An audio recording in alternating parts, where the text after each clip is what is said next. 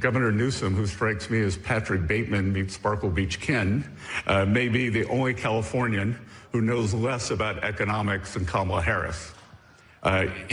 He's here this week with his billionaire sugar daddy, Alex Soros. As you can tell, we're going to end today on a bang because something has shifted, and you can feel it. As you saw, Davos Treasury Secretary Scott Bessent didn't mince words when he took aim at California Governor Gavin Newsom, calling out what he sees as economic illiteracy wrapped in elite theatrics. Love it or hate it, this is something we haven't seen before. An administration walking onto the global stage with a bulldozer, not a script, making it clear that global elites no longer get to set the narrative for America. And that's made some people uncomfortable. There's a lot of chatter about how embarrassing this is, but here's the real question. Why is it bad to be proud of prosperity? Why is confidence in capitalism suddenly controversial? The United States remains the greatest economic powerhouse the world has ever known. That doesn't mean the other side doesn't matter, but it does mean we shouldn't apologize for success. Too many people today feel stuck. No house, no kids, no hope. That's not the American dream. That's the absence of it.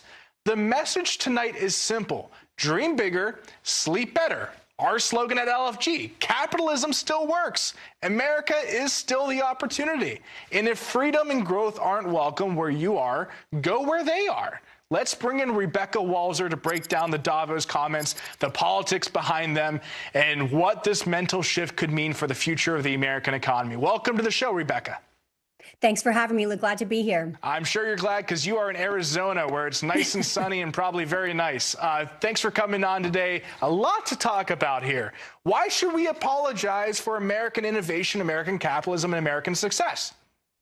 You know what? I think Trump on the world stage from Switzerland, Davos yesterday absolutely showed that we don't need to apologize. And I love Scott Bessent calling out a spade a spade. What kind of nerve does Gavin Newsom have going over to the World Economic Forum, a global group, when let's look at what he represents. First of all, he couldn't control insurance costs in his state, and insurance prices skyrocketed before the fires. Now he can look at a year later. We literally had the 1-year anniversary this month, January of 2026 from last year, and he has not rebuilt one house. How do you have the nerve to go to a global World Economic Forum when that is your status as a governor? He is a failed governor. We can look at all of the policies. His state is in the top 3 lowest underfunded pension system that we have, CalPERS. I mean, we are talking massive structural financial problems of this state, and they haven't even rebuilt a house. So he has a lot of nerve. And I just want to turn to the Trump administration. Thank God that we have somebody that is out there that is absolutely willing to call a spade on the national stage. Listen, the Greenland deal was absolutely strategically important for the waterways. And Trump is right. If America doesn't control it, China and Russia will move in and control it because they're going to fight what, NATO?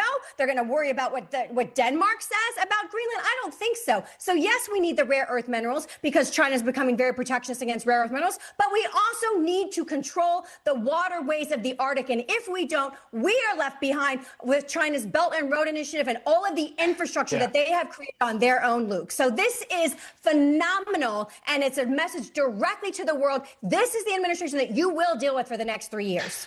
The tone of the administration, Davos specifically, I'm sure you do on earnings calls, even for corporations. I pay attention not to only what they say, but how they say it. And the tonality and the energy maybe behind it.